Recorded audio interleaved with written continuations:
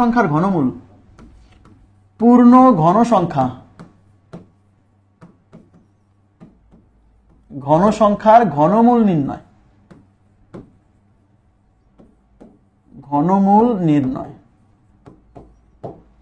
পূর্ণ ঘন সংখ্যার ঘনমূল নির্ণয়। ঠিক আছে, পূর্ণ ঘন সংখ্যার ঘনমূল নির্ণয়। আমি একটা এক্সাম্পল নিচ্ছি, এই যে এখানে অবশ্যই এটা পূর্ণ ঘন সংখ্যা। আমি আবার বলছি, এই ঘনমূল থেকে প্রশ্ন আসেই না বলা চলে, তবু পূর্ণ ঘন সংখ্যার অন্তত এগুলো শিখে রাখবেন, পরীক্ষার হলে কাজে লাগবে মাঝে মাঝে। 304 ইজ ইকুয়াল টু হোয়াট?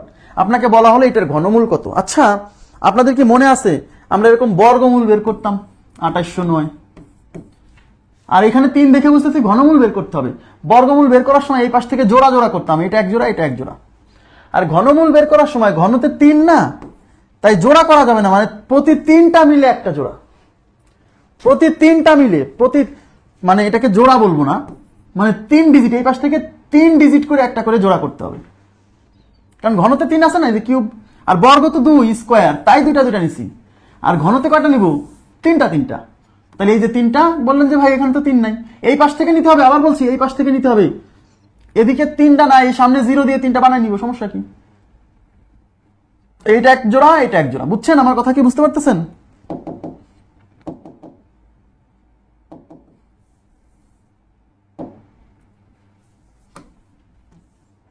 ওকে, তাহলে এবার দেখেন 39304, তাহলে এই 304 একটা জোড়া আর এই 39 একটা জোড়া। এবার তাকান প্লিজ, কোন পূর্ণবর্গ সংখ্যার শেষে, এদিকে তাকান, কোন পূর্ণবর্গ সংখ্যার শেষে যদি 4 থাকতো, বর্গমূলের শেষে 2 বা 8 হতো, মনে আছে? তেমনি কোন পূর্ণ ঘন সংখ্যার শেষে যদি 4 থাকে, এর যে ঘনমূল হবে তার শেষে 4ই থাকবে। এটা খুবই সহজ। হ্যাঁ, কোন পূর্ণ ঘন সংখ্যার শেষে যদি 4 থাকে, তাহলে এর যে ঘনমূল হবে তার শেষে 4 থাকবে। কেন 4 হয় আপনি নিজেই বুঝতে পারবেন, কারণ আপনি 4 এর কিউব করলে কত পাবেন? 64। তার মানে পূর্ণ ঘন সংখ্যার শেষে যদি 4 থাকে, তাহলে এর ঘনমূল করলে যে ঘনমূল পাবো তার শেষেও 4ই থাকবে। বুঝতে পারছেন? ওকে, শেষে 4, কিন্তু প্রথমে কত হবে সেটা কি থেকে পাবো? সেটা পাবো এই প্রথম জোড়া থেকে। এই প্রথম জোড়ার ঘনমূল নিতে হবে। বর্গমূলের ক্ষেত্রে আমরা এরকম মনে করে দেখেন, মিলাই পড়েন 2809, এই 09 এক জোড়া, 28 এক জোড়া।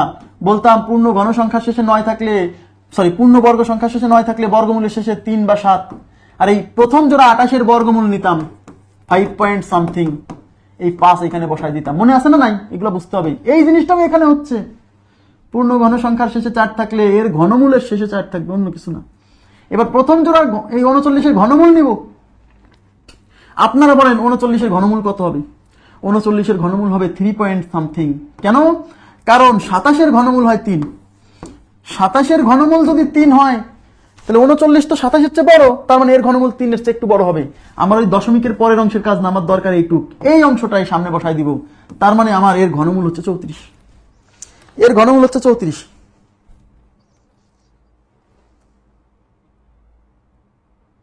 এই উম্মে উনাইশা আপনাকে কিন্তু মার দিব একদম। আপনি 3 বছর ধরে ক্লাস করতেছেন, 2 বছর ধরে ক্লাস করতেছেন, এখন এসে যদি বলেন যে ক্লাস কয়টায় কোন কোন দিন, তাহলে কিন্তু মার দিব। গ্রুপে কতদিন পোস্ট করা হয়েছে যে ক্লাস সপ্তাহে 6 দিন, রাত 9টা 15 প্রতিদিন, শুক্রবার বাদে। আপনি এখন এসে জিজ্ঞাসা করতেছেন ক্লাস কোন কোন দিন হয়, কি বারে হয়। 34। এখন এইটার ঘনমূল 34। এখন এইটার ঘনমূল 34 হতে পারে যদি এটা পূর্ণ ঘন সংখ্যা আপনি বুঝে যান। যদিও পূর্ণ ঘন সংখ্যা বোঝার কোনো স্পেশাল কোনো টেকনিক নাই, ঠিক আছে?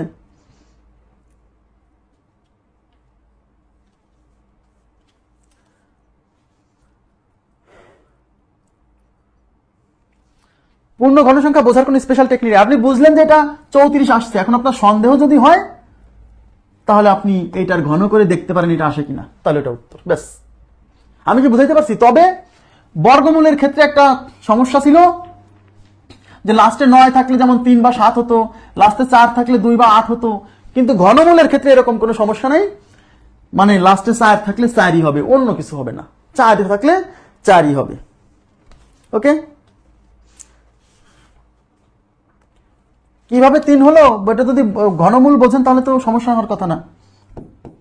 এই যে প্রথম জোড়া বর্গমূলের ক্লাস করছেন, যে প্রশ্ন করছেন ইশরাত জাহান সুপ্তি, আপনি কি বর্গমূলের ক্লাস করছেন? আগে সেটার প্রশ্নের উত্তর দেন। বর্গমূলের ক্লাস করলে এই প্রশ্ন করার কথা না। হ্যাঁ, দেখেন বর্গমূলে কি করতাম, এই লাস্টে 9 থাকলে 3 বা 7 লিখছি, আর এই সামনে এই প্রথম জোড়ার বর্গমূল নিয়ে দশমিকের আগের অংশটা হচ্ছে আমার এই সামনে বসতো, মনে আছে? তাহলে এখানে 4 থাকলে লাস্টে 4 হবে, কিন্তু সামনে কত হবে, এই সামনে কত হবে সেটা পাবো হচ্ছে এই প্রথম জোড়া থেকে।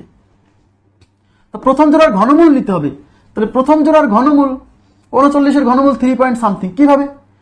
কারণ 27-এর ঘনমূল যদি 3 হয় তাহলে এখানে 39 সংখ্যাটা কি 27-এর চেয়ে বড় না? ইয়েস, তার মানে 39-এর ঘনমূল এই 27-এর ঘনমূল 3-এর চেয়ে বড় হবে, তাই লিখছে 3 পয়েন্ট সামথিং। তো পয়েন্টের পরে যেটা আসছে ওটা আমাদের কনসার্ন না, আমাদের কনসার্ন হচ্ছে পয়েন্টের আগের অংশ।